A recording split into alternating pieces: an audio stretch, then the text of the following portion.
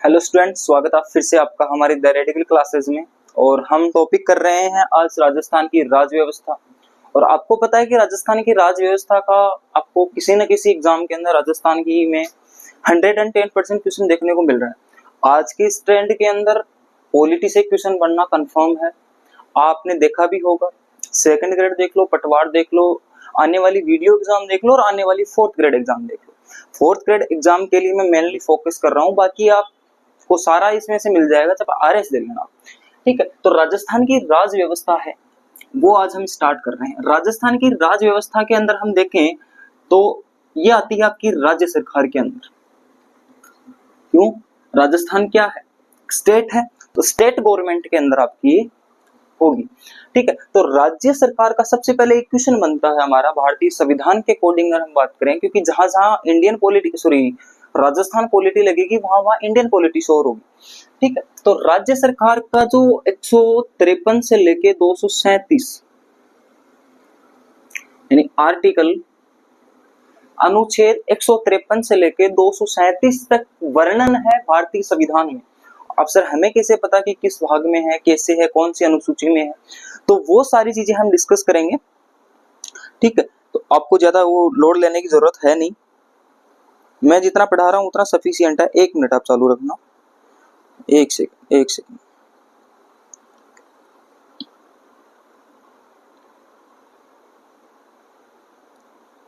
हाँ, चलिए देखो, राज्य सरकार के का जो वर्णन है, चाहे वो राजस्थान की सरकार हो, चाहे वो कर्नाटका की सरकार हो, चाहे वो तमिलनाडु की सरकार हो, राज्य सरकारों का उल्लेख भारतीय संविधान के अनुच्छेद 153 से 237 में मिलता है। अब भारतीय संविधान के कुछ क्या है भाग है, तो आप ये बात बोलेंगे कि भारतीय संविधान के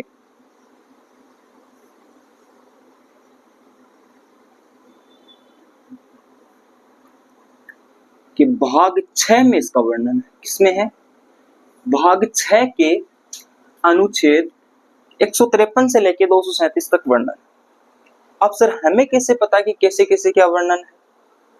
भाई अनुच्छेद 153 से 237 तो आपने बता दिया कि 137 से 253 तक है, बट है कैसे? है कैसे का मतलब हमने राज्य सरकार को कैसे बांटा है ना? राज्य सरकार की जो व्यवस्था है उसको कैसे बांटा है, वही राज्य व्यवस्था है। ठीक, तो भाई हमने राज्य सरकार को हमने 3 भागों में डिवाइड किया है। कितने भागों में डिवाइड किया है? चाहे वो कोई भी गवर्नमेंट हो, आपकी स्टेट गवर्नमेंट हो, उसको हम 3 भागों में डिवाइड करते हैं। कितने भागों में डिवाइड करते हैं बेटा? 3 भागों में डिवाइड करते हैं। सबसे पहले आपकी आती है कार्यपालिका, ठीक है। दूसरी आपकी आती है विधायिका, और तीसरी बेटा आपकी आती है वो आती है न्यायपालिका। किसी को डाउट है इतना? यानी हमने 3 भाग बना दिए राज्य सरकार के। ठीक है, कार्यपालिका, विधायिका, न्यायपालिका। कार्यपालिका मेरे साथ बोलेंगे, कार्यपालिका, विधायिका और न्यायपालिका। अब बोलो सर होता क्या क्या है इनमें? होता क्या क्या है? तो देखो, न्यायपालिका का क्या काम होता है, विधायिका का काम क्या होता है, और कार्यपालिका का क्या काम होता है। कार्यपालिका के अंदर कौन कौन लोग आते हैं, इधर कौन कौन लोग काम आते हैं, और इधर कौन कौन काम आते हैं। तो मैं आपको एक छोटा सा एक बार अनुच्छेद, इसमें कार्यपालिका का जो उल्लेख मिलता है बेटा, वो मिलता है 153 से लेके 167 तक। कितना मिलता है? अनुच्छेद 153 से लेके 167 तक इसका उल्लेख मिलता है। 167 से लेके 200 और 1 सेकंड 3 तक, शायद 1 सेकंड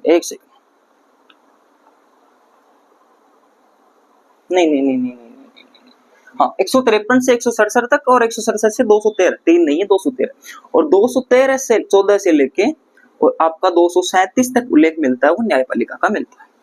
समझ में आई मेरी बात? यानी हमने राज्य सरकार को आर्टिकल भारतीय संविधान के भाग 6 के अनुच्छेद 153 से 237 तक उल्लेखित किया है। भारतीय संविधान में लिखा हुआ है, भारतीय संविधान में लिखा हुआ। इस लाइन का मतलब समझो आप, मैं आपको इस बेसिस पे पढ़ा रहा हूँ कि आपको कुछ नहीं आता, तो आप ये समझेंगे इस लाइन का मतलब कि भारत का संविधान एक किताब है, और उस किताब के पेज नंबर 6 यानी उसका भाग 6ठा भाग है, उस 6ठे भाग के नियम 153 से लेके नियम 37 तक, यानी उसमें नियम बने हैं। ठीक है, 1 2 3 4 5 6, तो भाग नंबर 6 है। ठीक है, उस किताब का भाग 6 है और छठे भाग के नियम 153 से लेके 237 तक राज्य सरकार के उल्लेख। समझ में आई मेरी बात? तो राज्य सरकार का उल्लेख कहाँ मिलता है? भारतीय संविधान के भाग 6 के अनुच्छेद 153 से 237 तक। अब इस राज्य सरकार को हमने 3 भागों में डिवाइड कर दिया। कैसे किया है सर? हमने डिवाइड किया कार्यपालिका के रूप में, हमने डिवाइड किया विधायिका के रूप में, हमने डिवाइड किया न्यायपालिका के रूप में। आएगी बात समझ में? अरे आ गई। चलो, अब भारतीय संविधान के भाग 6 के अनुच्छेद 153 से 167 तक किसका उल्लेख है? राज्यों की कार्यपालिका का। ये बात भी समझ में आ गई होगी अगर ऊपर वाली आई है तो। भारतीय संविधान के भाग 6 के अनुच्छेद 167 से 213 में राज्य की विधायिका का उल्लेख है। कोई डाउट है किसी को? भारतीय संविधान के भाग 6 के अनुच्छेद 214 से लेकर 237 तक न्यायपालिका का उल्लेख है, जो राज्यों की न्यायपालिका है। अरे है किसी को डाउट? नहीं सर, बिल्कुल नहीं है। चलो फिर आगे। अब बेटा इसमें कार्यपालिका के अंदर कौन कौन आता है? तो कार्यपालिका के अंदर आपका आता है राज्यपाल। कौन आता है? राज्यपाल आता है। और कौन आता है? इसमें आता है आपका मुख्यमंत्री। ठीक है, और इसके अंदर आपका आता है मंत्री परिषद।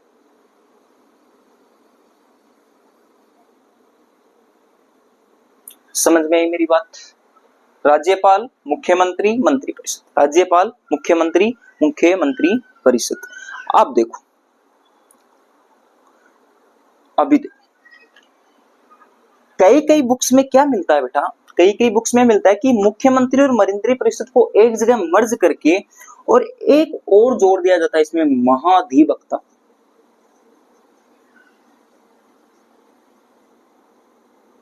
कौन? महाधिवक्ता। समझ में आ गई मेरे को बात? अब महाधिवक्ता क्या होता है वो आगे बात करेंगे, मंत्री परिषद क्या होता है आगे बात करेंगे, मुख्यमंत्री क्या होता है आगे बात करेंगे, राज्यपाल क्या होता है आगे बात करेंगे।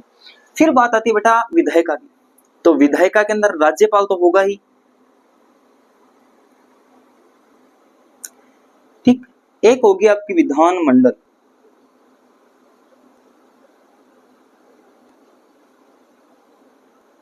या विधानसभा बोल दो इसको। एक होती है विधान परिषद।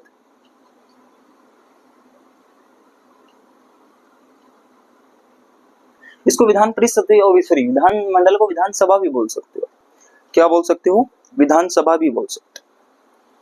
अरे किसी को डाउट बेटा? किसी को डाउट है? किसी को डाउट? न्यायपालिका में आपको पता है कि सर्वोच्च न्यायालय आता है, और अपने राजस्थान की बात कर रहे हैं तो हम उच्च न्यायालय की बात कर लेंगे, हाई कोर्ट की बात कर लेंगे। और जो जिलों के अंदर होते हैं आपके अधीनस्थ न्यायालय,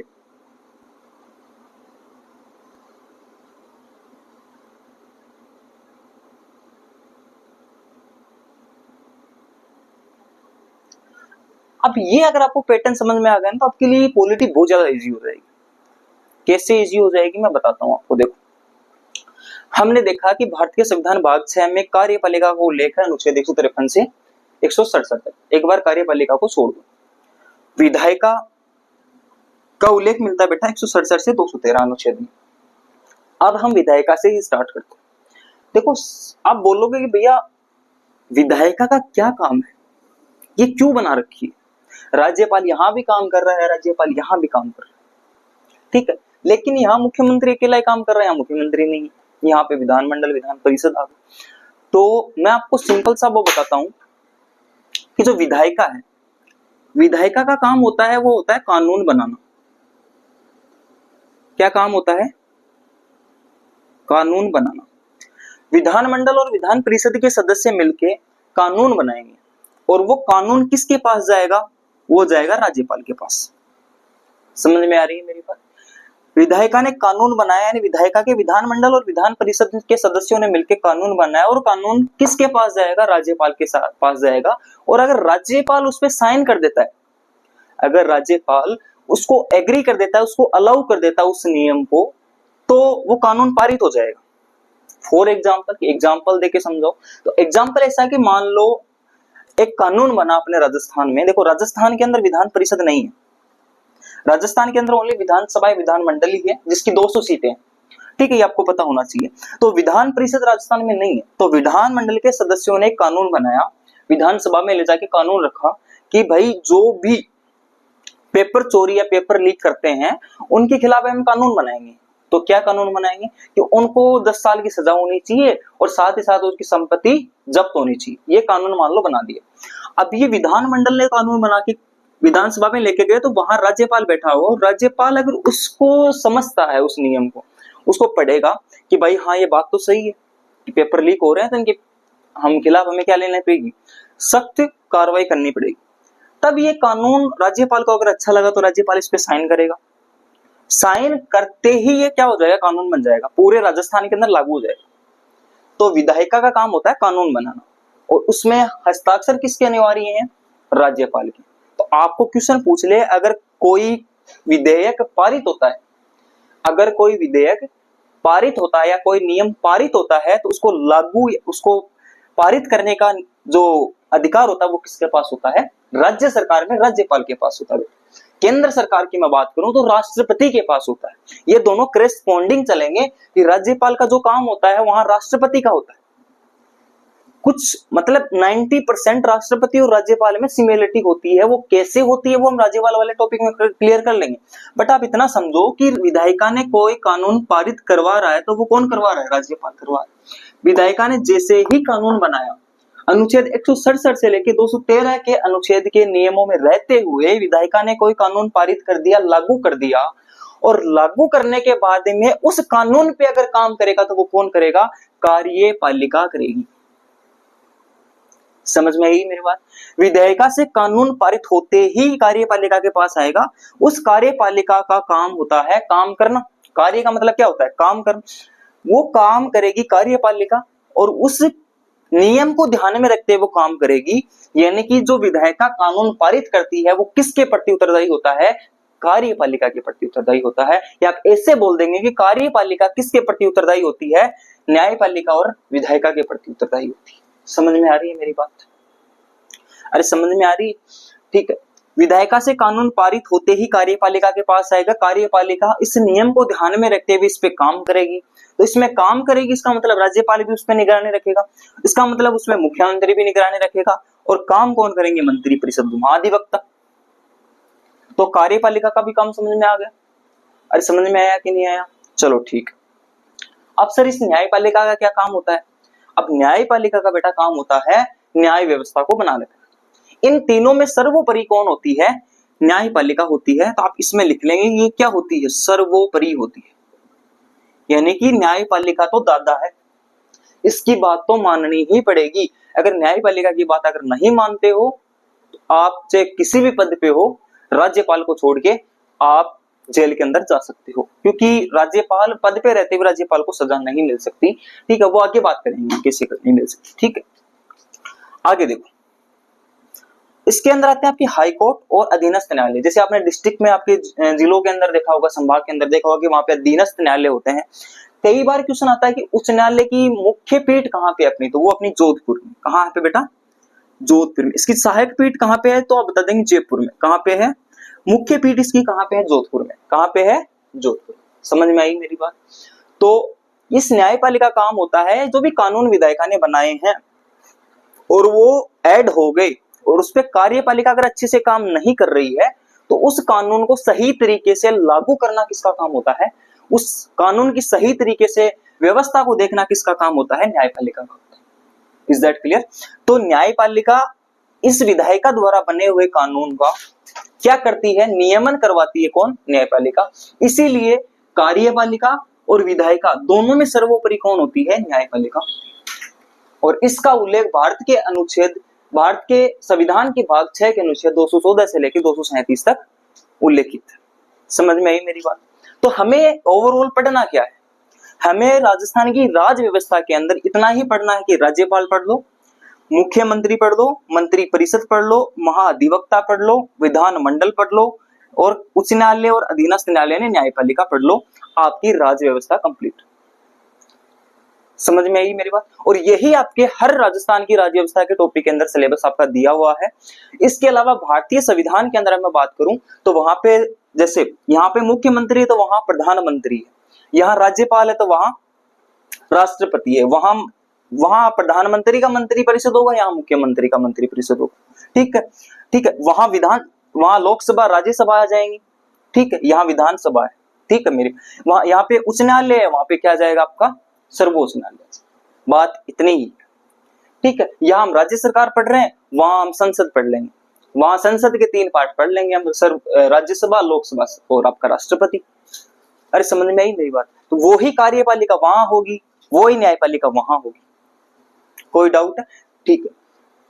अब देखो, ये कार्यपालिका है राज्य सरकार की, और अगर आप भारत वाले पढ़ोगे, केंद्र सरकार की पढ़ोगे, तो वहां कार्यपालिका आ जाएगी प्रधानमंत्री की, यानी केंद्र सरकार की। भाई वहां राज्यपाल की जगह राष्ट्रपति आ जाएगा, मुख्यमंत्री की जगह प्रधानमंत्री आ जाएगा, और वहां प्रधानमंत्री का मंत्रिमंडल आ जाएगा। और मंत्रिमंडल और मंत्री परिषद में क्या अंतर होता है? एक में कैबिनेट मंत्री होते हैं, एक में नॉन आपके मंत्री परिषद होता है। ठीक है, हाँ, वो भी हम आगे डिस्कस कर लेंगे जब हम मंत्री परिषद को पढ़ेंगे। आपका इतना राज्य सरकार का डिवाइडेशन अगर आपको समझ में आए तो बताइए, आगे फिर हम चलते हैं, इसका स्क्रीनशॉट ले लेंगे जल्दी से। ठीक है, अब देखो कार्यपालिका में स्टार्ट करेंगे, यानी राज्यपाल अगर स्टार्ट करेंगे तो अनुच्छेद 153 से 167 पे पूरी कार्यपालिका खत्म है। कहने का मतलब आपको कितने पढ़ने हैं? 14 आर्टिकल ही पढ़ने हैं, मेनली 14 आर्टिकल ही पढ़ने हैं। समझ में आई मेरी बात? चलो फटाफट इसका स्क्रीनशॉट लेंगे, फिर आगे हम इसको सोल्व करते हैं। ठीक है, तो अभी हम कार्यपालिका का पहला टॉपिक स्टार्ट कर रहे हैं, आपका राज्यपाल, कि भाई राज्यपाल क्या होता है और राज्यपाल की क्या क्या शक्तियां होती हैं, राज्यपाल एक राज्य सरकार के अंदर क्या अपनी भूमिका निभाता है। वैसे भूमिका तो क्या ही निभाता है, राज्यपाल एक क्या संवैधानिक अध्यक्ष होता है ना? एक संवैधानिक अध्यक्ष होता है, एक ऐसा नेता होता है जिसकी चलती कुछ नहीं है। अरे वो अपने घर में एक बूढ़ा आदमी होता है, वो अपनी दादागिरी पूरी करता है, लठ लेके बैठा रहता है बाहर चौक में, लेकिन बेचारे की चलती कुछ नहीं है, तो वो वैसा ही होता है आपका राज्यपाल। देखो कैसे होता है राज्यपाल की बात अगर मैं बात करूं, है ना, राज्यपाल क्या होता है आपका संवैधानिक अध्यक्ष होता है। अब ये संवैधानिक अध्यक्ष का मतलब क्या होता है ये भी हम समझेंगे। एक ही सर्वोच्च अध्यक्ष होता है, सर्वोच्च पदाधिकारी होता है ये एक राज्य सरकार के अंदर। ठीक, एक हम बोल सकते हैं कि नाम मात्र का अध्यक्ष होता है।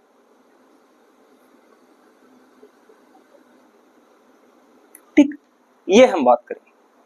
देखो बहुत सारे राज्यपालों ने, अलग अलग राज्य के राज्यपालों ने ये चीजें बोली भी हैं कि भाई राज्यपाल है उसका क्या मतलब। किसी ने ये बोला है कि सोने के पिंजरे में कैद चिड़िया होती है, किसी ने ये बोला है कि भाई ये राज्यपाल केवल अब अतिथियों की सेवा के लिए बना है।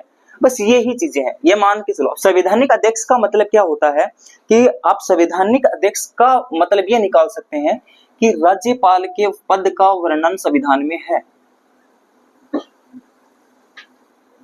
कहने का मतलब राज्यपाल के पद का वर्णन किस में लिखा हुआ है? संविधान में लिखा हुआ है। संविधान में बकायदा ये लिखा हुआ है कि हर राज्य का एक राज्यपाल होगा। ये मैं संविधान संशोधन के पहले की बात कर रहा हूं। उसके बाद में मैंने ये लाइन क्यों बोली, क्योंकि आगे हम ये इस लाइन को चेंज करेंगे थोड़ा सा। पहले आप इतना समझो कि राज्यपाल संवैधानिक अध्यक्ष होने का मतलब है कि राज्यपाल के पद का वर्णन संविधान में है। जैसे राष्ट्रपति संवैधानिक अध्यक्ष होता है, वैसे ही राज्यपाल संवैधानिक अध्यक्ष होता है। पूरे केंद्र का संवैधानिक अध्यक्ष कौन होता है? राष्ट्रपति होता है। वैसे ही पूरे राज्य का संवैधानिक अध्यक्ष कौन होता है? राज्यपाल। अरे किसी को डाउट है इतने? बिल्कुल नहीं है। चलो अब ये बात करें कि विधानमंडल का भिन्न अंग होता है। विधानमंडल का अभिन्न अंग होता है, इसका भी मतलब हम समझेंगे।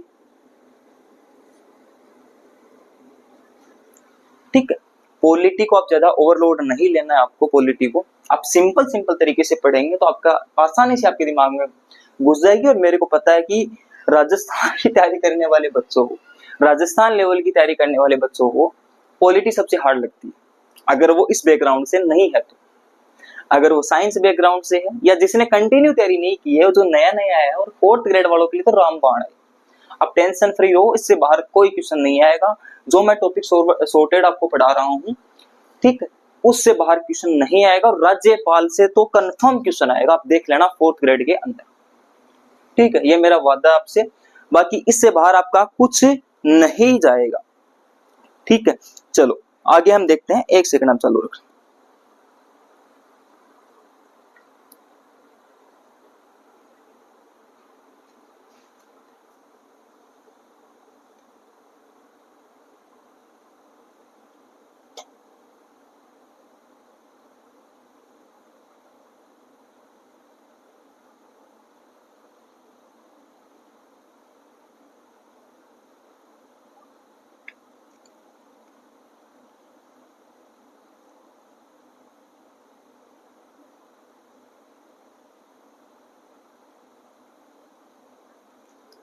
चलिए देखते हैं,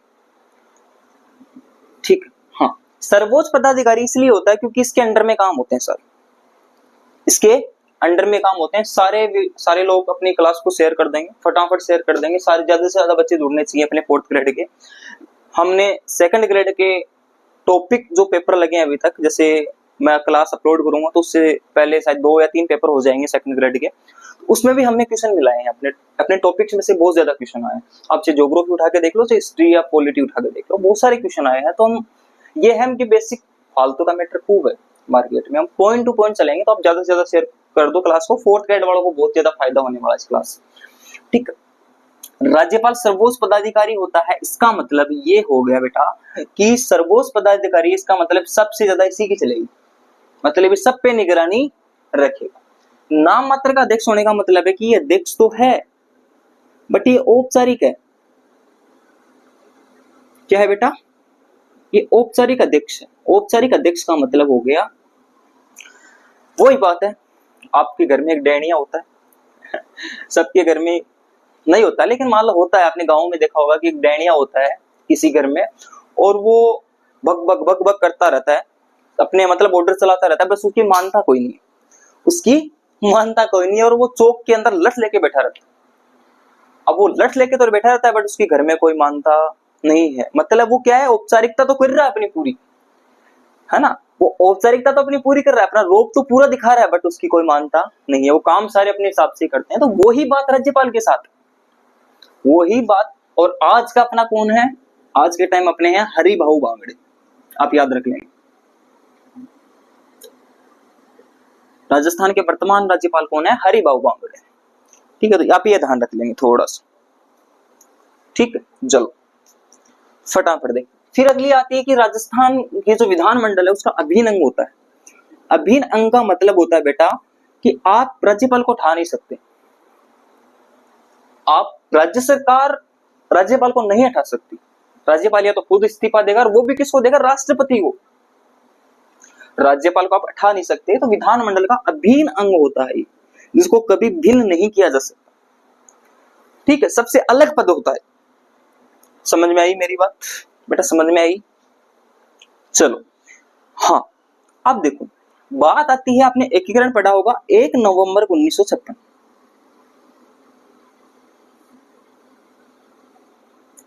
1 नवंबर 1956 से पहले हम राज्यपाल को बोलते थे राज प्रमुख। आपने पढ़ा होगा कि अंतिम राज प्रमुख कौन था? अरे जयपुर वाले थे ना? हाँ बिल्कुल बेटा, बिल्कुल। हाँ मिल जाएगी आपको, क्लास मिल जाएगी।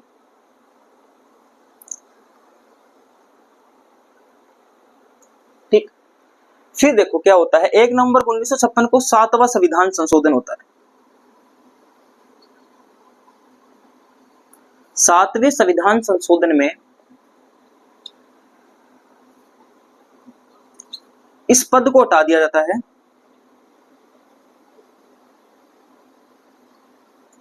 और क्या बना दिया जाता है? राज्यपाल। समझ गए मेरी बात? तो राज्यपाल पद किसको हटा के बनाया गया था?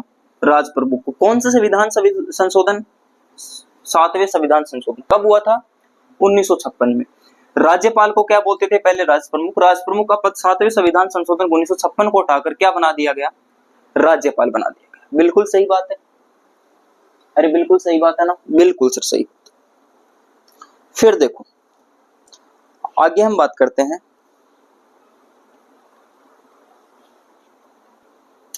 अब राज्यपाल का जो उल्लेख है, पद का उल्लेख है, जैसे आपने सबसे पहले पढ़ा कि भाई राजस्थान सरकार मान लो या कोई भी सरकार मान लो, राज्य सरकार, जिसके अंदर संवैधानिक अध्यक्ष राज्यपाल होता है और इसका वर्णन संविधान में भी है।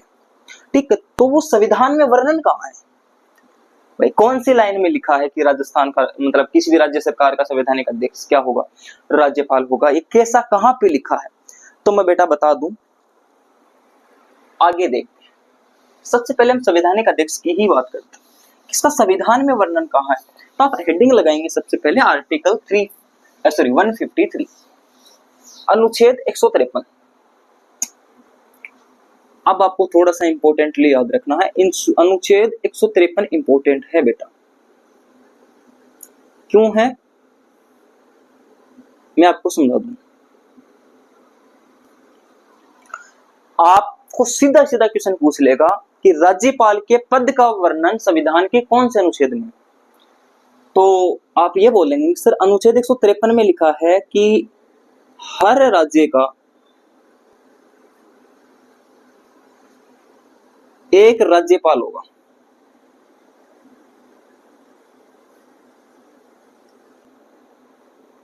ये आपका इंपॉर्टेंट कि हर राज्य का एक राज्यपाल होगा, अनिवार्य होगा। ये किस में लिखा है? संविधान में लिखा है। और संविधान में अगर लिखा है तो कौन से अनुच्छेद में लिखा है? अनुच्छेद 153 में लिखा है। अनुच्छेद 153 भाग 6 के अनुच्छेद 153 में लिखा है कि हर एक राज्य का एक राज्यपाल होगा। फिर बात आती है भारत के संविधान संशोधन 7वें, भारत के संविधान संशोधन 7वां। तो नोट अगर आप लगा के लिखना चाहें तो लिख लेंगे कि 7वें संविधान संशोधन में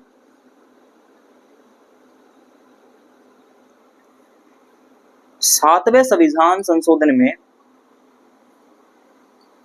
इसको थोड़ा चेंज किया गया कि एक आदमी एक राज्य का राज्यपाल बन सकता है।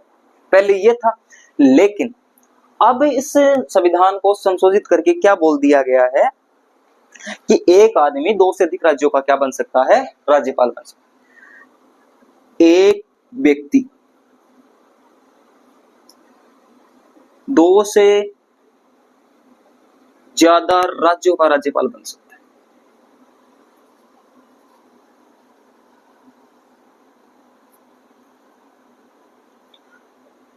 किस संविधान संशोधन की बात है बेटा? इस संविधान संशोधन से पहले हमने नियम पारित किया था 153 के अनुच्छेद के अनुसार कि हर राज्य का एक राज्यपाल होगा और वो एक आदमी एक ही राज्य का राज्यपाल हो सकता है। फिर 7वें संविधान संशोधन 1956 के तहत ये बोला गया कि एक व्यक्ति है वो 2 से ज्यादा राज्यों का भी क्या हो सकता है? राज्यपाल हो सकता है। वो भी क्या हो सकता है? ठीक,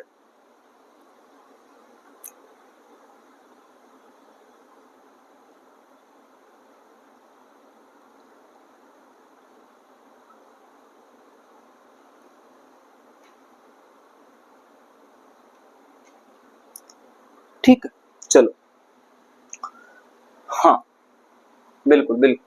चलो, अनुच्छेद 153 में क्या होता है कि हर राज्य का एक राज्यपाल होगा। 7वें संविधान संशोधन में इसमें हमने बोल दिया कि एक व्यक्ति 2 से अधिक राज्यों का राज्यपाल हो सकता है।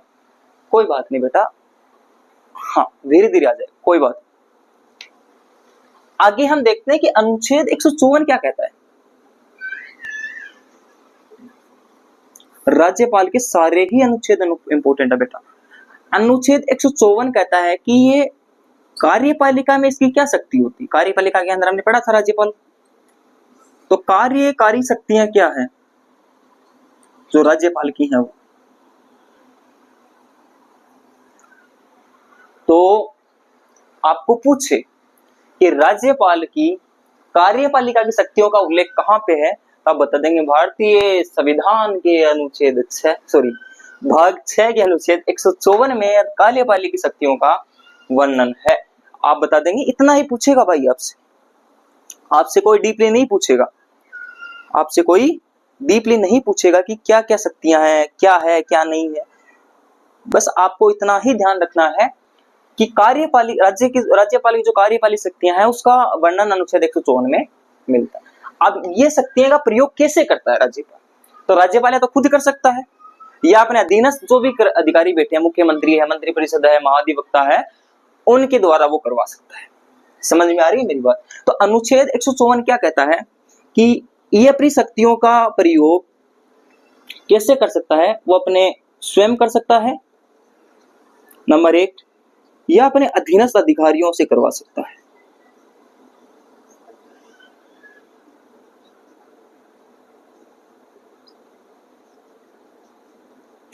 ठीक, 1 मिनट में स्लाइड डाल लेता हूं, आप इतना स्क्रीनशॉट लेंगे इसको।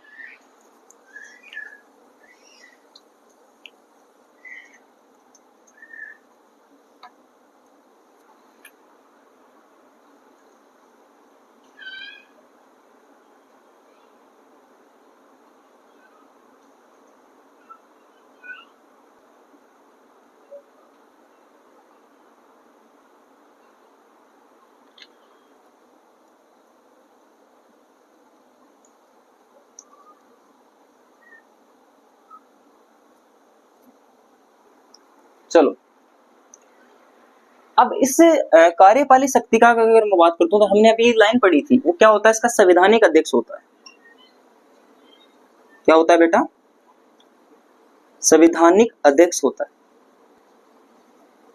यानी संवैधानिक अध्यक्ष का मतलब हो गया यहाँ पे कि कार्यपालिका को संविधान के अंदर जो शक्तियां प्रदान है उन सारी शक्तियों का प्रयोग कौन कर सकता है?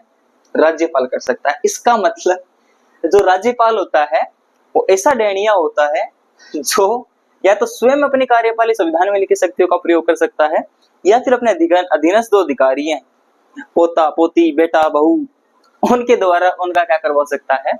प्रयोग करवा सकता है। समझ में आ गई मेरी बात? चलो, इतनी बात का आप स्क्रीनशॉट ले लेंगे, फिर हम देखते हैं। अब देखो, संविधान कई बार आपके दिमाग में आता है जैसे संवैधानिक अध्यक्ष क्या होता है, राजनीतिक अध्यक्ष क्या होता है ना, प्रशासनिक अध्यक्ष क्या होता है, तो हम सारी आपकी डाउट दूर कर लेते हैं। आप एक नोट डाल देंगे छोटा सा बढ़िया सा, 500 का डालोगे या 1000 वाले तो बंदी होगी, 10 का 20 का 50 का जितना के भी डालना है नोट डाल लो एक।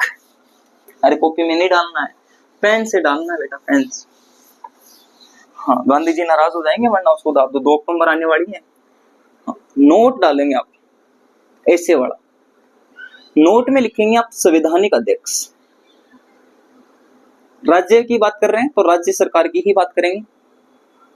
वाह, ये आया ना मजा इस बार राइटिंग में। संवैधानिक अध्यक्ष। एक होता है आपका राजनीतिक अध्यक्ष,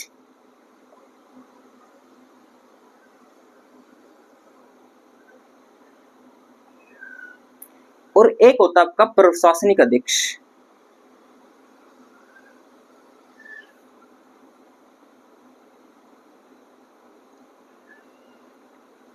ठीक है, संवैधानिक अध्यक्ष हो गया पर राज्यपाल,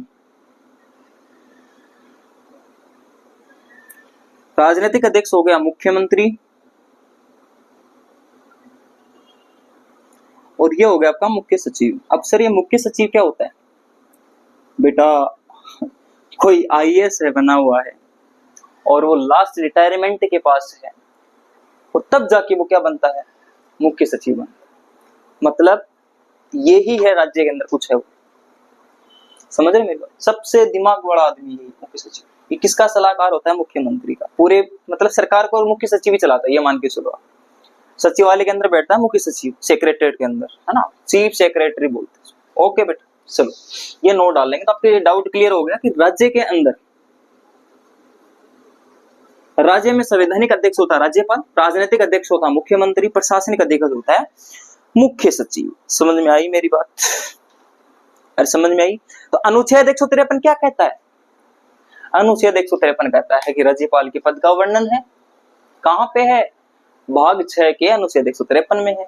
क्या लिखा हुआ है कि एक व्यक्ति एक राज्य का क्या होगा? राज्यपाल होगा। फिर सर 7वां संविधान संशोधन आया और 7वें संविधान संशोधन 1956 के तहत ये बोल दिया गया कि एक व्यक्ति 2 से अधिक राज्यों का राज्यपाल हो सकता है। फिर अपना 154 आता है आर्टिकल।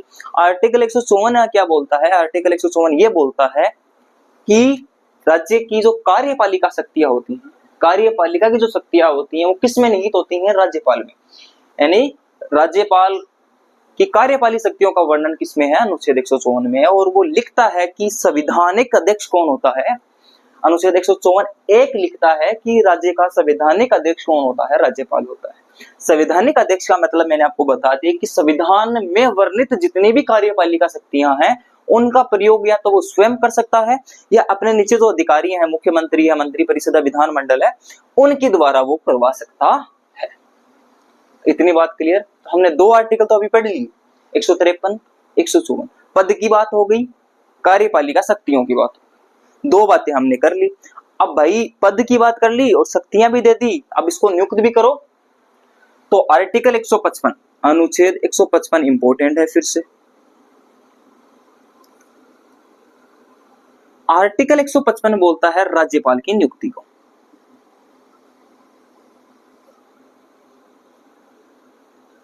कि भाई राज्यपाल की नियुक्ति कैसे करनी है? तो राज्यपाल की जो नियुक्ति है, ठीक है, वो होती है केंद्रीय मंत्री परिषद की सलाह पे। ये किस पे होती है?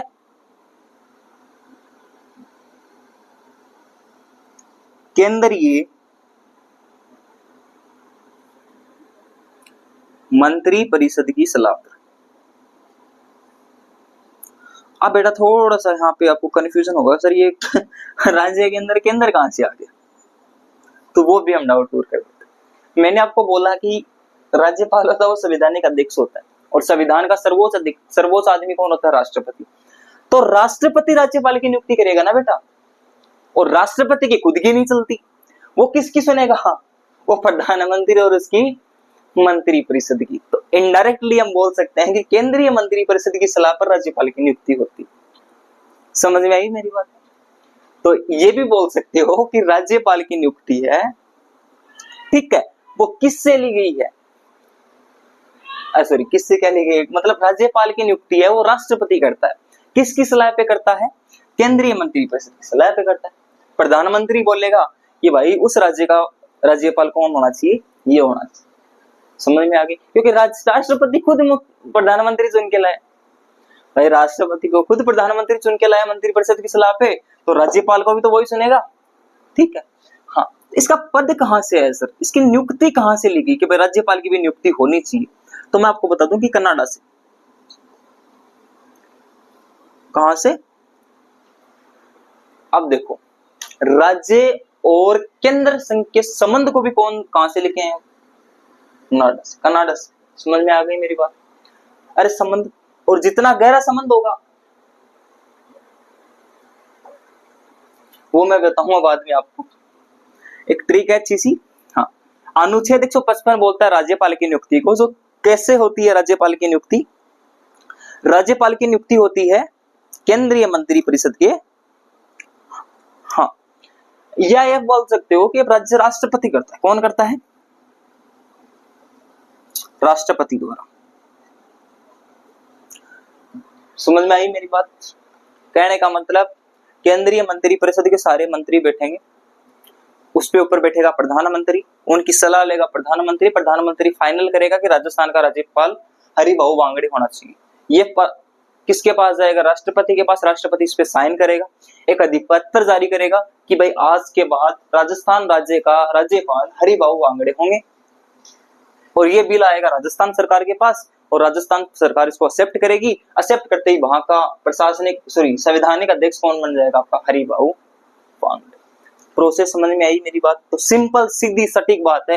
भारत के संविधान के अनुच्छेद 155 के तहत राज्यपाल की नियुक्ति राष्ट्रपति द्वारा केंद्रीय मंत्री परिषद की सलाह पर होती है, जिसकी नियुक्ति का उल्लेख कनाडा के संविधान से लिया गया है। बात खत्म।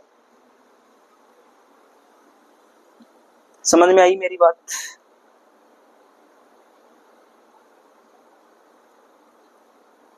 अरे आ गई? चलो फटाफट नोट करेंगे इसको, फिर आगे देखते हैं आर्टिकल 156 क्या बोलता है।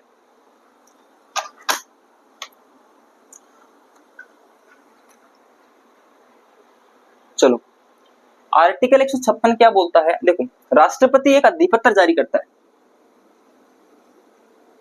अधिपत्र का मतलब एक लेटर जारी करेगा कि उस लेटर पे लिखा होगा कि फलाने राज्य का फलाना क्या होगा, राज्यपाल होगा, बात खत्म। इतनी सी याद रखनी है आपको, सिंपल सी। आर्टिकल 156 बहुत इंपॉर्टेंट है। देखो, याद कैसे करना है? आर्टिकल से हमारा तो सब मिक्स होगा, मानना तो कौन करो, मान तो सिलेक्शन चाहिए, मान याद करना है बेटा। 153 में क्या करना था? पद को वर्णन। पद को वर्णन करता है, मैंने बता देगा कि तेरी शक्ति के ही राज्य पालना, तो 154 में शक्ति। फिर 155 में भी की शक्ति होता है, भी की नियुक्ति कर दो। अब नियुक्ति करोगा तो नियुक्ति कितना दिन के लिए करनी है, देखो टाइम पीरियड कितना होना चाहिए, तो वो 156 में बता दो। कितना बता दो? अनुच्छेद 156 क्या बोलता है बेटा? अनुच्छेद 156 बोलता है कार्यकाल को, राज्यपाल का कार्यकाल क्या होगा। कोई बता सकता है मेरे को राज्यपाल का कार्यकाल क्या होगा? अरे बता सकता है?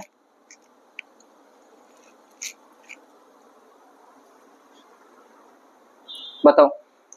चलो मैं एक हिंट देता हूं आपको, एक हिंट देता हूं। राज्यपाल की नियुक्ति किसने की? राज्यपाल की नियुक्ति की राष्ट्रपति ने। अब राष्ट्रपति अगर अपना आदमी भेजेगा तो वह चाहेगा कि मेरे से पहले हटे। अरे मैं थाने कलेक्टर बनाऊं या मेरी ऑफिस में सीओ बनाऊं तो थे मेरे पहले हटसको हो गए। अगर मैं सीओ हूं मेरी कंपनी का और मैं आपको एमडी बना रहा हूं तो मेरे से पहले आप हट सकते हो, मेरे से पहले आप हट सकते हो, आपसे पहले मैं नहीं हट सकता। कहने का मतलब मैं जितने दिन उतने दिन तो आप तो रहोगे ही रहोगे, अगर मैं हटाना नहीं चाहूं तो। समझ गए मेरी बात? तो इसका कार्यकाल होता है, वो होता है राष्ट्रपति के प्रसाद पर्यंत। मतलब जितने दिन राष्ट्रपति वहां बैठा है राज्यपाल भी बैठा रहेगा, राष्ट्रपति के प्रसाद पर्यंत। समझ गए मेरी बात? तो राज्यपाल का जो कार्यकाल होता है वो राष्ट्रपति के, ठीक है, प्रसाद पर्यंत होता है, ठीक है। और जब राष्ट्रपति हट जाएगा, राष्ट्रपति इसको क्या कर सकता है? हटा सकता है। बाकी कहीं पे भी ये नहीं लिखा कि राज्यपाल को हटा दो आप। राष्ट्रपति की राज्यपाल की नियुक्ति का वर्णन तो है, राज्यपाल की नियुक्ति का वर्णन 155 में है, बट राष्ट्रपति के हटने का कोई लिखित प्रमाण भारतीय संविधान में नहीं है। तो इसलिए सीधा सीधा बोल दिया कि भाई जितने दिन राष्ट्रपति है उतने दिन आप बैठे रहो। समझ में आई मेरी बात? तो आप सीधा सीधा बोलेंगे कि राज्यपाल का जो कार्यकाल होता है वो कितने दिन का होता है? वो होता है राष्ट्रपति के प्रसाद पर्यंत। ठीक है, चलो अब मान लो कोई इमरजेंसी आ गई, और इमरजेंसी आने के बाद 156(2) के तहत राष्ट्रपति अपना त्याग पत्र देगा। राष्ट्रपति अपना क्या देगा? त्याग पत्र देगा। यानी अगर वो इस्तीफा देता है तो वो किसको देगा? वो देगा राष्ट्रपति को। राष्ट्रपति को वो लेटर लिखेगा, साहब मेरा हूं कौन बस की बात, आप थे जाना थारो राज्य जाना, ठीक है, मन कौन बतो ते किन बिठाओगा किन नहीं बिठाओगा थारो काम जाना है। तो राष्ट्रपति भी वो एक्सेप्ट करेगा त्याग पत्र। एक्सेप्ट करने के बाद में पद रिक्त हो जाएगा। ये पद रिक्त हो जाएगा ना। पद रिक्त होने पर अब कौन बैठेगा राज्यपाल की कुर्सी पे? अब बैठेगा उच्च न्यायालय का मुख्य न्यायाधीश। हाई कोर्ट जो होता है उसका चीफ जस्टिस वो बैठेगा इस पे, उच्च न्यायालय का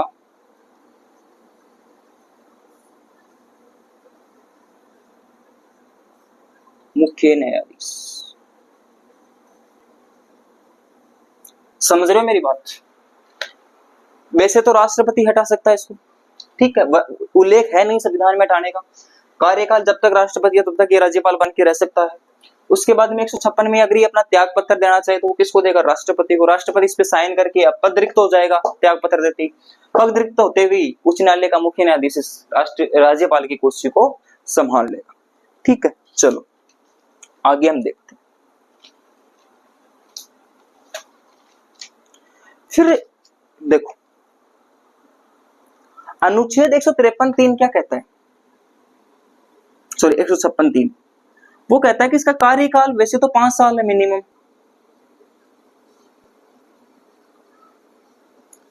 मिनिमम कितना है 5 साल तो ये रहेगा ही रहेगा, उससे पहले तो हम हटा ही नहीं सकते इसको, और इससे ज्यादा भी रह सकता है। तो ये 153 के अंदर लिखा हुआ है, बात खत्म, सिंपल सी बात है। अनुच्छेद 153 कहता है पद का वर्णन, कि संविधान में इसके पद का वर्णन है, पद की बात कर ली, फिर इसको हम शक्ति दे देंगे कि भाई इस पद पे क्या शक्तियां, तो कार्यपालिका की शक्तियों का वर्णन किसमें है 154 में है। उसके बाद में 155 में जब हमने इसको पद भी दे दिया, इसकी नियुक्ति सॉरी शक्ति भी दे दी, अब इसकी नियुक्ति करेंगे। जब इसकी नियुक्ति करेंगे तो नियुक्ति राज्यपाल सॉरी राष्ट्रपति कर देगा केंद्रीय मंत्रिपरिषद की सिफारिश पे। अब इसको जब शक्ति दे दी, नियुक्ति भी दे दी, अब ये पद पे बैठ गया, तब कितने टाइम के लिए बैठेगा, तो कार्यकाल हम 156 में दे देंगे कि वो मिनिमम तो 5 साल के लिए बैठ सकता है, बट अधिकतम वो राष्ट्रपति के प्रसाद पर्यंत तक बैठ सकता है। इसके हटाने का उल्लेख संविधान में नहीं है, राष्ट्रपति अपने मर्जी से हटा सकता है इसको, और अगर वो राज्यपाल खुद अपना त्याग पत्र देगा तो वो किसको देगा, राष्ट्रपति को देगा। अब जैसे ही वो राष्ट्रपति को त्याग पत्र देगा, तो त्याग पत्र देते ही उसका पद रिक्त होगा, पद रिक्त होते ही वहां पे कौन आके बैठ जाएगा, उच्च न्यायालय का मुख्य न्यायाधीश, जोधपुर का जो मुख्य जोधपुर न्यायालय का जो हाईकोर्ट का जो मुख्य न्यायाधीश है, चीफ जस्टिस जो जज है मेन, वो आके इसके पद पे बैठ जाएगा और इसके कार्यभार को संभालेगा। तो आपने एक चीज नोटिस की कि कार्यपालिका में अगर पद खाली होता है, कार्यपालिका में अगर राज्यपाल का सर्वोच्च पद खाली होता है, तो न्यायपालिका सर्वोपरि है, तो उसका सर्वोच्च पदाधिकारी आके बैठे। इतनी बात मैं आपको समझाना चाह रहा था कि न्यायपालिका सर्वोपरि क्यों है, समझ में आई मेरी बात। अरे राज्य का सर्वोच्च पद कौन संभालेगा, न्यायपालिका के सर्वोच्च पदाधिकारी। क्लियर, अरे क्लियर। चलो आगे हम देखते हैं, आगे देखो। भाई इसका कार्यकाल की भी बात कर ली, सारी चीजें बात कर ली। अब अनुच्छेद 157 क्या बोलता है, अनुच्छेद 157 बोलता है इसकी योग्यता। भाई इसमें योग्यता भी तो होनी चाहिए, ऐसे बिठा दिया हमने इसको, 5 साल की परमिशन भी दे दी मिनिमम, भाई 5 साल तक तो बैठ, लेकिन इसकी योग्यता वगैरह देखी थी या नहीं देखी थी, तो राष्ट्रपति जी बोलते हैं कि भाई देखी थी। बोले क्या क्या देखी थी, बोले भारत का नागरिक होना चाहिए पहली बात तो, इसकी योग्यता ये तो सब में आप रट लो जितने हैं पद अपने पूरे संविधान में जितने पदाधिकारी उनमें पहली डाल तो रट लो आप, भारत का नागरिक। और उम्र कितनी होनी चाहिए, उम्र 18 की नहीं 35 की, उम्र कम से कम कितनी होनी चाहिए 35 वर्ष, तब वो क्या बन सकता है, राज्यपाल बन सकता है। ठीक है भाई, अरे समझ में आ रही है मेरी बात। तो पहले हमने उसका पद दिया, फिर हमने उसकी शक्ति दी, फिर हमने उसकी नियुक्ति की, फिर हमने उसकी ये जो कार्यकाल है वो देखा, फिर हमने उसकी योग्यता को देखा। अब योग्यता वगैरह सब देख ली, तो अब ये सेवा क्या क्या देगा, अब ये सेवा क्या क्या देगा, उसके लिए शर्त क्या है। योग्यता के बाद में अनुच्छेद 58 आता है, 158, और अनुच्छेद 158 क्या बोलता है, वो बोलता है सेवा शर्तें। भाई ये सेवा तो देगा, बट इसके लिए शर्त है, मतलब राज्यपाल तो बन जाएगा, लेकिन इसके लिए शर्त है। वो शर्त क्या है, वो पहली शर्त तो ये है, वो शर्त ये है कि राज्यपाल कोई भी अन्य सरकारी पद पे ना हो, अन्य सरकारी पद पे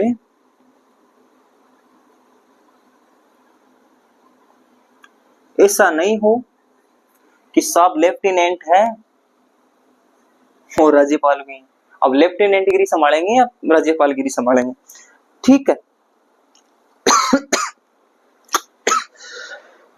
सॉरी। दूसरी बात है कि वो संसद का क्या नहीं होना चाहिए, सदस्य नहीं होना चाहिए।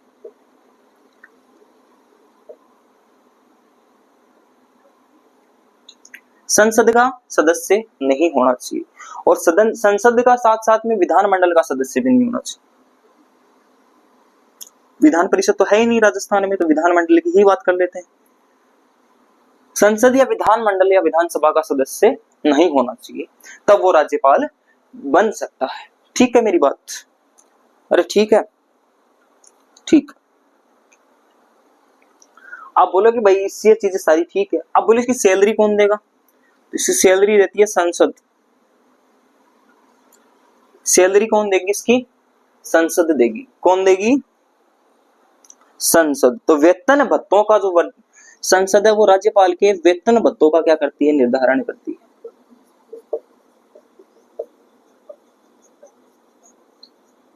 वेतन भत्तों का क्या करती है? निर्धारण करती है।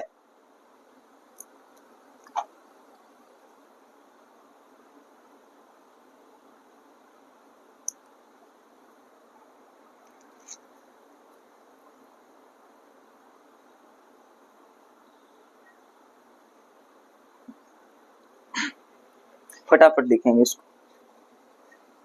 देखो बेटा होता क्या है, देखो वेतन भत्तों का जैसे 3.5 लाख रुपए सैलरी है अभी फिलहाल। राजस्थान के राज्यपाल की सैलरी कितनी है? हरिभाऊ बांगड़े की सैलरी है 3.5 लाख रुपए। तो सैलरी है, उसके बाद में भत्ते अलग है। तो उस सारी चीजों का निर्धारण कौन करेगी? संसद करेगी। आप देखो इस 3.5 लाख को कम नहीं किया जा सकता, बढ़ाया जा सकता है। यानी राज्यपाल के कार्यकाल के दौरान वेतन भत्तों को कम नहीं किया जा सकता, बढ़ाया जा सकता है। यानी 3.5 लाख से सैलरी कम नहीं होगी, ज्यादा ही होगी। समझ गए मेरी बात को?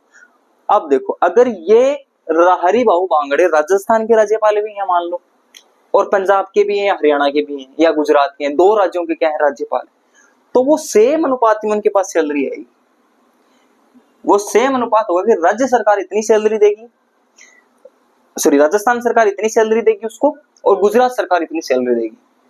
तो वो दोनों के समान अनुपात में उसकी सैलरी है। तो ये डाउट भी आपका क्लियर होगा। अगर सर एक ही आदमी 2 राज्यों का राज्यपाल हो तो उसका अनुपात संवैधानिक जो वहां की जो गृह मंत्रालय है, जो राजस्थान राज्य सरकार का, उसके अकॉर्डिंग उसकी सैलरी है। अगर छोटा राज्य है तो उसकी सैलरी कम बन के आएगी, अगर बड़ा राज्य है तो उसकी सैलरी उसके हिसाब से आएगी।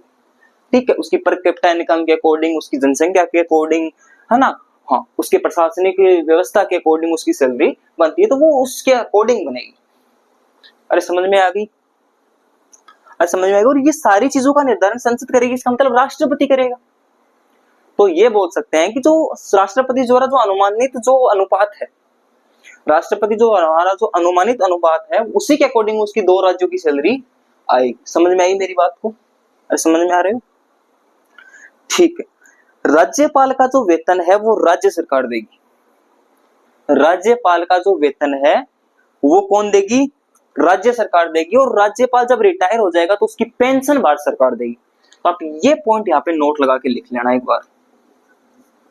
तो वेतन है वो तो देगी भाई, राज्य की सेवा कर रहा है तो राज्य सरकार, राज्य सरकार के वित्त फंड से आएगा। और इसकी जो पेंशन है जब ये रिटायर हो जाएगा वो देगी भारत सरकार। समझ गया कि मेरी बात? अरे आई बात समझ में? आ गई क्या? चलो बिल्कुल बिल्कुल बेटा, बिल्कुल हो जाएगी, इससे कवर हो जाएगी। वीडियो आराम से कवर हो जाएगी, टेंशन मत लो आप। ठीक। हाँ देखो, वेतन है वो राज्य सरकार देगी, पेंशन है वो भारत सरकार देगी। समझ में आ गई? संसद इसके वेतन भत्तों का निर्धारण करेगी।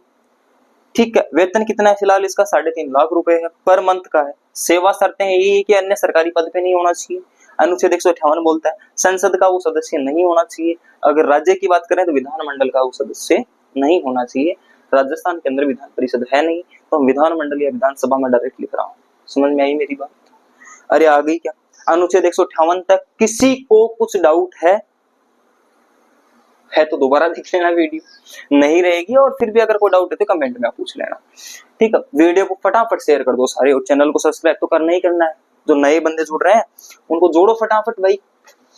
4th ग्रेड के लिए रामबाण क्लास होने वाली है, जो लास्ट वीक और पॉलिटी की ज्यादा से ज्यादा 6 या 7 क्लास डालूंगा। 7 क्लास में आपके अच्छी कैसे क्वेश्चन मिल जाएंगे, पॉलिटी के अच्छे कैसे के सारे क्वेश्चन मिल जाएंगे, आप टेंशन मत लो। ठीक है, अब बात करते हैं अनुच्छेद 159 की। अनुच्छेद 159 राज्यपाल की शपथ का वर्णन करता है।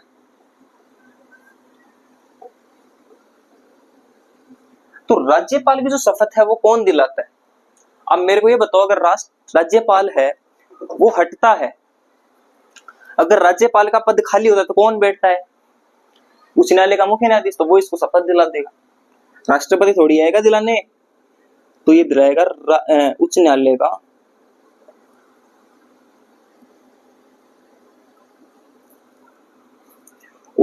का मुख्य न्यायाधीश।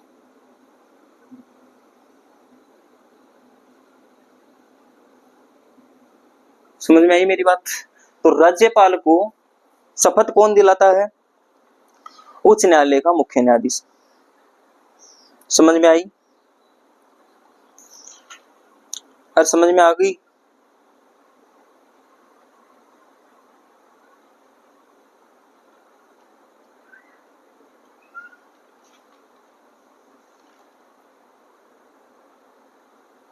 चलो, उच्च न्यायालय का मुख्य न्यायाधीश करता है। अगर ये नहीं हो तो वरिष्ठ न्यायाधीश कौन करता है? मुख्य न्यायाधीश के जस्ट नीचे बैठते हैं दो वरिष्ठ न्यायाधीश, दो से ज्यादा भी बैठ सकते हैं, तो वो इसकी नियुक्ति करते हैं। अब बात आती है अनुच्छेद 160 की, बहुत इंपॉर्टेंट है। अनुच्छेद 160, सॉरी 60 नहीं 61, समाधान कि राज्यपाल क्या क्या सजाएं माफ कर सकता है। तो राज्यपाल लगभग सारी सजाएं माफ कर सकता है, मृत्युदंड को छोड़कर। मृत्युदंड को क्षमा और कोर्ट मार्शल, आर्मी के अंदर होता है कोर्ट मार्शल, इन दोनों को छोड़कर लगभग सजाएं माफ कर सकता है।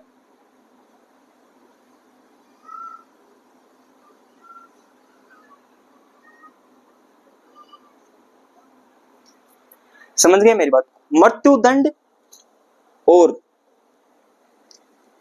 कोर्ट मार्शल को छोड़कर कुछ दंडों में क्या कर सकता है? ये समाधान कर सकता है, किसी को निलंबन से बचा सकता है, और परिवर्ती शक्तियों से भी क्या कर सकता है? वो बचा सकता है। चलो आगे देखो, अनुच्छेद 162 क्या बोलता है? कार्यपालिका शक्तियों का विस्तार है, तो वही सारी चीजें हैं, ठीक है, वो हम बाद में देख लेंगे। अनुच्छेद 163 इंपोर्टेंट है बेटा, बहुत ज्यादा इंपोर्टेंट है अनुच्छेद 163। 162 में तो कार्यपालिका शक्तियों का विस्तार है, जो हमने वहां पे पढ़ लिया था अनुच्छेद 154 में। बट 163 क्या कहता है? अनुच्छेद 163 कहता है कि अगर राज्यपाल के पास कोई मंत्रिमंडल उसको सलाह देने के लिए तैयार ना हो, मुख्यमंत्री, तो उस अपने विवेक से क्या क्या शक्तियां काम में ले सकता है। तो सब विवेक वाली शक्तियों का प्रयोग का वर्णन है, वो किस में है? अनुच्छेद 163 में। और उसी 163 में क्या लिखा है कि राज्यपाल को सहायता और सलाह देने के लिए मंत्रिपरिषद क्या होता है? नियुक्त होता है। सभी को पता है। अरे भाई ऐसे नहीं समझो तो आप देखो, आपका मुख्य राज्यपाल हरिभाऊ बांगड़े, मुख्यमंत्री आपके भजनलाल शर्मा, कौन नहीं जानता? कौन नहीं? उसके बाद में सीपी जोशी हैं, प्रेमचंद्र जो बेरवा हैं, दिव्या कुमारी हैं, ठीक है, तो ये मदन दिलावर जी हैं, ये सारे क्या है? मंत्री परिषद है। ये क्या करते हैं? इनको सलाह देते हैं, किसको? मुख्यमंत्री। और मुख्यमंत्री फिर किसको सलाह देता है? राज्यपाल। राज्यपाल आधी रात को भी मुख्यमंत्री से वो मांग सकता है कि दिखा क्या काम किया तूने। आधी रात को भी पूरे कैबिनेट की मीटिंग बुला के उनसे सलाह ले सकता है राज्यपाल। तो अनुच्छेद 163 यही कहता है बेटा। अनुच्छेद 163 क्या कहता है? अनुच्छेद 63 कहता है कि सलाह और सुझाव के लिए, सुझाव व सलाह के लिए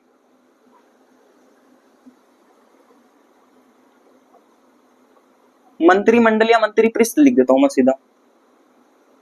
मंत्रिपरिषद होता है जो नियुक्त करता है मुख्यमंत्री अपनी सलाह पे। समझ रहे हो मेरी बात? तो वो इसकी सहायता करेगा राज्यपाल। अनुच्छेद 163 एक क्या कहता है? वो इसकी सब विवेकीय शक्तियों का क्या करता है? उल्लेख करता है कि राज्यपाल अगर अपनी खुद के दिमाग से भी कुछ शक्तियों का प्रयोग कर सकता है क्या? बिल्कुल कर सकता है भाई साहब। राज्यपाल की सविवेकीय शक्तियां कौन कौन सी होती हैं वो मैं आपको बता देता हूं। तो वो दो प्रकार की होती हैं, एक तो संविधान द्वारा प्रदत्त होती हैं और एक परिस्थितिजनक होती है। ठीक है, कौन कौन सी होती हैं सविवेकी शक्तियां? दो होती हैं, एक तो होती है संविधान द्वारा प्रदत्त। भाई आप संविधान के अंदर रख के अपने दिमाग से क्या कर सकते हो, काम ले सकते हो। और दूसरी होती है परिस्थितिजनक। अब बाढ़ आ गई, आप संविधान थोड़ी पढ़ोगे, आप हैंड टू हैंड कुछ ना कुछ एक्शन लोगे। तो सविवेकी शक्तियां राज्यपाल की दो प्रकार की होती है। अनुच्छेद 167 के अंदर कहता है संविधान वालों में, देखो पहला मैं देता हूं, संविधान द्वारा प्रदत्त।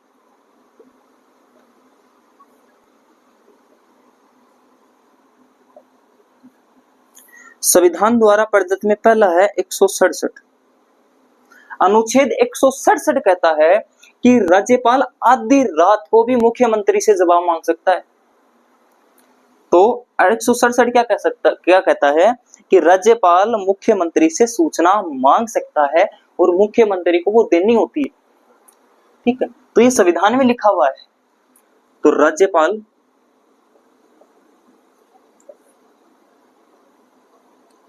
मुख्यमंत्री से सूचना मांग सकता है और ये मुख्यमंत्री का दायित्व होता है कि वो उसको सूचना दे, कर्तव्य होता है उसका। ठीक है, फिर अनुच्छेद 200 कहता है मान लो कोई रूल पारित हुआ विधान परिषद में या विधानमंडल में, विधानसभा में, विधायिका उस रूल को लेके आती है राज्यपाल के पास। अब राज्यपाल के पास समझ में नहीं आ रहा कि मेरे को क्या करना है क्या नहीं करना, तो राज्यपाल उस चीज को आरक्षित रख सकता है राष्ट्रपति के लिए। फिर वो आगे किसके पास भेजेगा? राष्ट्रपति के लिए। तो अनुच्छेद 200 क्या कहता है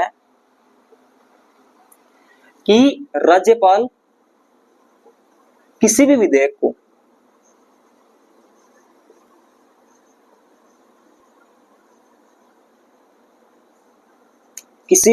को राष्ट्रपति के लिए आरक्षित रख सकता है।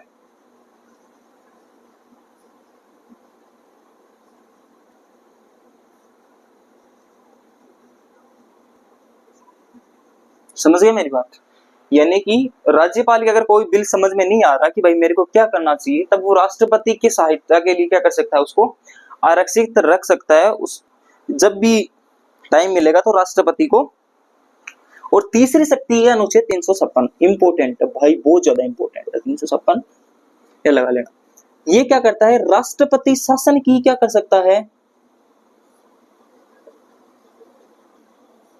सिफारिश कर सकता है।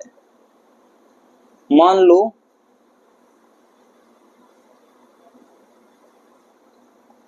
किसी राज्य में और मुख्यमंत्री ढंग से काम नहीं कर रहा, तो मुख्यमंत्री को उठा के वहां पे राष्ट्रपति शासन की क्या कर सकता है? सिफारिश कर सकता है राष्ट्रपति के पास जाके कि साहब वो भजनलाल भाई और ढंगू काम कौन कर रहे, इन हटाओ और इक्जा थारो शासन लगाओ, राष्ट्रपति शासन। समझ गई मेरी बात को? तो वो उसकी सिफारिश राष्ट्रपति के पास कर सकता है, राष्ट्रपति शासन की। अरे समझ में आई मेरी बात? तो आर्टिकल 356 इंपोर्टेंट है, आर्टिकल 156 इंपोर्टेंट है। बीच वाला आप रखो या ना रखो कोई इंपोर्टेंट बात नहीं है, लेकिन 167 और 356 याद रखेंगे। 163 याद रखना रहे तो ठीक है, वरना कोई जरूरी नहीं। समझ में आई मेरी बात? अरे इतनी बात समझ में आई, फटाफट इसको नोट कर लेंगे। फिर परिस्थितिजनक शक्तियां तो आप समझ लेंगे कि जैसे कोई बाढ़ आ गई तो उसके लिए हमें क्या एक्शन लेना है। ठीक है, अगर कोई राष्ट्रपति या मंत्रिपरिषद सही से काम नहीं कर रहा तो कैसे कर सकता है? अपने स्वविवेक से मुख्यमंत्री नियुक्त कर सकता है, मंत्रिपरिषद को नियुक्त कर सकता है। ठीक है, और जब मंत्रिपरिषद में अविश्वास प्रस्ताव पारित हो जाए तब उसको राज्यपाल क्या कर सकता है? उसे बर्खास्त कर सकता है। तो ये सारी चीजें स्वविवेक पे डिपेंड है, तो वो स्वविवेक की शक्तियां है ना। तो वो ज्यादा यहाँ पे जरूरी नहीं है आपके लिए, और वैसे याद रखो तो याद रख लेना। पहली स्वविवेक की शक्ति ये होती है कि अगर कोई परिस्थितिजनक स्थिति में, आपत्तिजनक स्थिति में अगर स्पष्ट बहुमत नहीं हो तो मुख्यमंत्री को क्या कर सकता है, वो हटा सकता है, पहला नियम। दूसरी, अगर किसी मंत्री परिषद में अविश्वास प्रस्ताव पारित हो जाए कि भाई हमारा मुख्यमंत्री सही नहीं है, हमें विश्वास नहीं है इस पे, तो मंत्री परिषद क्या करेगा, अविश्वास प्रस्ताव पारित करेगा, और उस अविश्वास प्रस्ताव पारित होते ही मुख्यमंत्री सॉरी राज्यपाल है वो क्या करेगा, अगर मंत्री परिषद को त्यागपत्र नहीं दे, अगर मंत्री परिषद त्यागपत्र नहीं दे तो वो अपने विवेक से क्या हटा सकता है, मुख्यमंत्री को हटा सकता है। ये बात याद रखेंगे।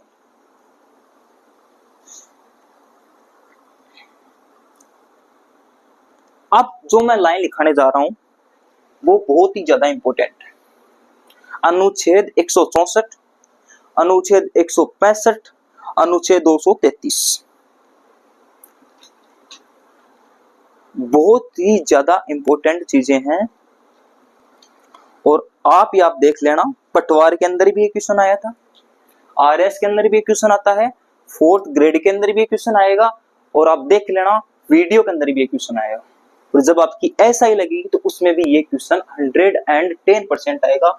अनुच्छेद 164 क्या कहता है, आज ही इंपॉर्टेंट लगा लेना भाई साहब इसके। अभी मैं जितने भी आर्टिकल लिखाऊंगा ना, सारे इंपॉर्टेंट आर्टिकल हैं, बहुत ज्यादा इंपॉर्टेंट आर्टिकल है और रिपीटेड क्वेश्चन पूछे गए हैं। आर्टिकल 164 क्या कहता है, आर्टिकल 164 क्या कहता है, आर्टिकल 164 कहता है कि मुख्यमंत्री, आप हेडिंग ये लगा लो कि राज्यपाल निम्न की नियुक्ति करता है।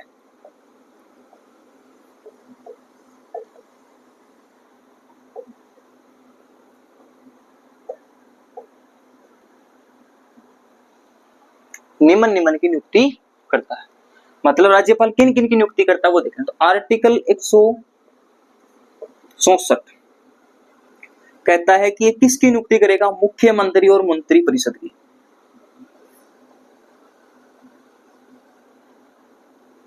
बिल्कुल इंपॉर्टेंट बात, इसके पूरे के ही इंपॉर्टेंट लगा लेना आप।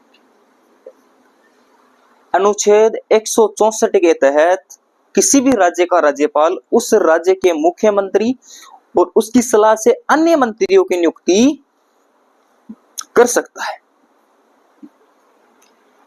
अनुच्छेद 165 कहता है कि राज्य के महाधिवक्ता की नियुक्ति कर सकता है। पटवार के अंदर ये क्वेश्चन आया था,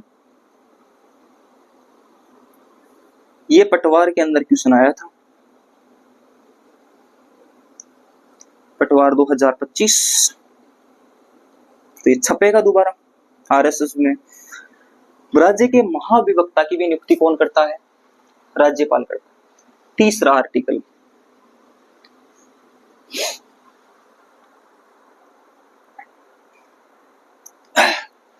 आर्टिकल 233, जिला के जो मुख्य न्यायाधीश हैं,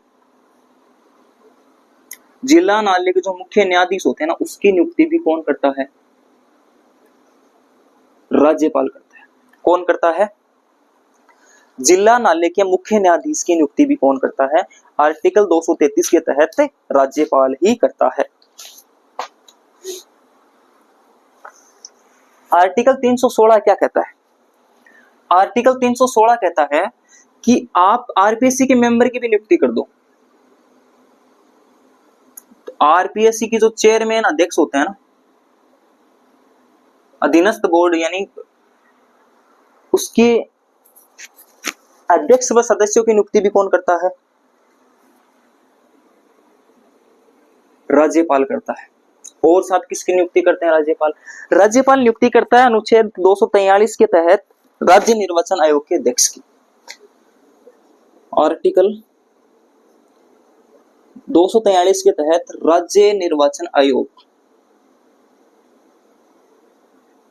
स्टेट इलेक्शन जो आपका कमीशन होता है, उसका जो चेयरमैन होता है, उसके अध्यक्ष की नियुक्ति कौन करता है, राज्यपाल करता है। समझ में आई मेरी बात। और किसकी नियुक्ति करता है, और नियुक्ति करता है, एक सेकंड, राज्य जो लोक आयोग है उसकी नियुक्ति करता है, लोकायुक्त की जो उप लोकायुक्त और लोकायुक्त की नियुक्ति करता है, और किसकी नियुक्ति करता है, मानवाधिकार आयोग के अध्यक्ष की नियुक्ति करता है। तो वो सारी चीजें मैं लिख देता हूँ यहाँ पे, ठीक है, फटाफट लिखेंगे। वो आर्टिकल 243 में आते हैं, ये एक्स वाई है, वाई जेड है, उसमें आते हैं, तो आप यहाँ लिख लेंगे। देखो इसको मैं मिटा रहा हूँ, ये इंपॉर्टेंट है भाई, ये सारे इंपॉर्टेंट है, याद रख लेना। छपेगा ये आरपीएससी और आरएसएसबी में छप गया है ये, कंफर्म। फटाफट लिखो इसको, ठीक है। आगे देखो, और किसकी नियुक्ति करता है राज्यपाल? राज्यपाल ऑप्शन दे देंगे आपको 4 भाई साहब, पटवार वाले जैसे। ये करता है राज्य लोकायुक्त की,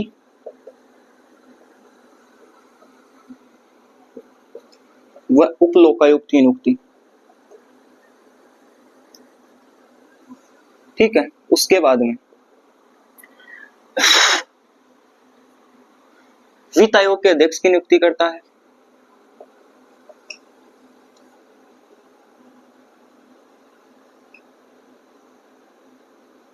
ठीक। वित्त आयोग के अध्यक्ष की नियुक्ति करता है, मानवाधिकार आयोग की नियुक्ति करता है, राज्य बाल अधिकार संरक्षण आयोग के अध्यक्ष की नियुक्ति करता है, मानवाधिकार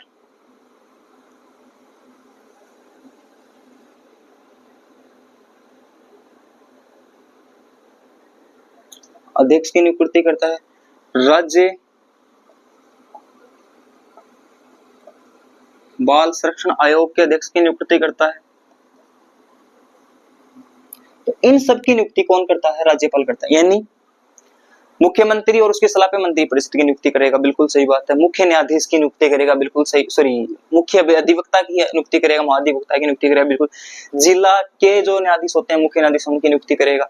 उसके बाद में आपके निर्वाचन आयोग के अध्यक्ष की नियुक्ति करेगा, वित्त आयोग के अध्यक्ष की नियुक्ति करेगा, आरपीएससी के सदस्य और उनके अध्यक्ष की नियुक्ति करेगा। उसके बाद में आपके मानवाधिकार आयोग के अध्यक्ष की नियुक्ति करेगा, राज्य बाल संरक्षण आयोग के अध्यक्ष की नियुक्ति करेगा। उसके बाद में वित्त आयोग, लोकायुक्त आयोग के अध्यक्ष की नियुक्ति करेगा। किसी को कोई डाउट? अरे करेगा क्या, करेगा क्या? तो राज्य के जितने भी सरकारी विश्वविद्यालय, उनके जो कुलपति होते हैं, उनके नियुक्ति भी कौन करता है? यूनिवर्सिटी होती है ना, यूनिवर्सिटी, उसके कुलपति की नियुक्ति भी कौन करता है? राज्यपाल करता है। इतनी बात याद रख लेंगे आप, बहुत ही ज्यादा इंपॉर्टेंट।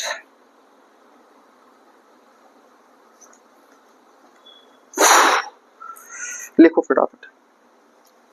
हाँ हाँ हाँ, सही सही।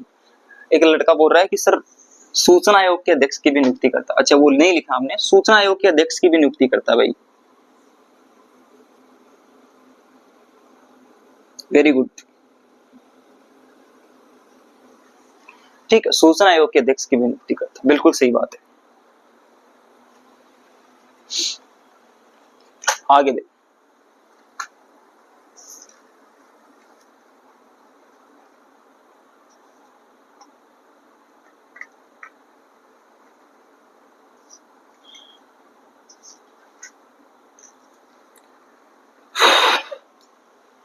तो ये आप आज के लिए क्लास बहुत लेंथी हो जाएगी, ठीक है। तो आप इतना याद एक बार कर लेंगे। उसके बाद में कल ये आधा घंटे का राज्यपाल बचा है, उसके बाद में हम मुख्यमंत्री स्टार्ट कर देंगे, ठीक है। लास्ट आधा घंटे का और बचा है। बाकी जो मेन जो आगने वाले क्वेश्चन है मैंने इस क्लास में करवा दिए। जो आपके क्वेश्चन आएंगे ना वो इसमें से आ जाएंगे सारे। हाँ, एक क्वेश्चन और है कि वो किस किस का अध्यक्ष होता है, खुद किस किस का अध्यक्ष होता है, वहां से एक क्वेश्चन और बनेगा। तो इसके बाद में वही है, तो वो मैं कल करवा दूंगा। और उसके बाद में हम आगे वाली क्लास में मुख्यमंत्री स्टार्ट कर देंगे। तो आपकी पॉलिटी ये मान के चलो कि 7 से 8 क्लास के अंदर आपकी राज्य व्यवस्था कंप्लीट करवा देंगे, ठीक है। ज्यादा आपका वो टाइम नहीं लेंगे, 7-8 दिन के अंदर आप राज्य व्यवस्था आराम से कंप्लीट क्लियर कर लोगे। आपके जो 4th ग्रेड वाले जो बच्चे हैं उनके लिए क्लास से जो है 5 से 7 क्लास है रामबाण होगी। 15 तारीख तक आपका जो राज्य व्यवस्था का सिलेबस है वो मैं कंप्लीट करवा दूंगा। किसी भी हालत में, किसी भी हालत में 15 या 16 तारीख तक, यानी आपके एग्जाम से 3 दिन पहले आपका राज्य व्यवस्था का सिलेबस कंप्लीटली आपके हाथ में दे दूंगा। और गारंटी है कि आपका क्वेश्चन इन टॉपिक में से बाहर नहीं जाएगा, क्योंकि ऊपर ऊपर से क्वेश्चन पूछेंगे, ठीक है। चलो मिलते हैं नेक्स्ट क्लास में।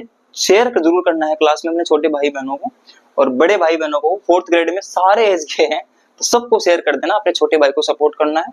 फटाफट क्लास को शेयर कर दें, चैनल को सब्सक्राइब कर दें और लाइक तो करके ही जाना है, ऐसे नहीं जाना है। ठीक है, मिलते हैं नेक्स्ट क्लास में, तब तक के लिए धन्यवाद।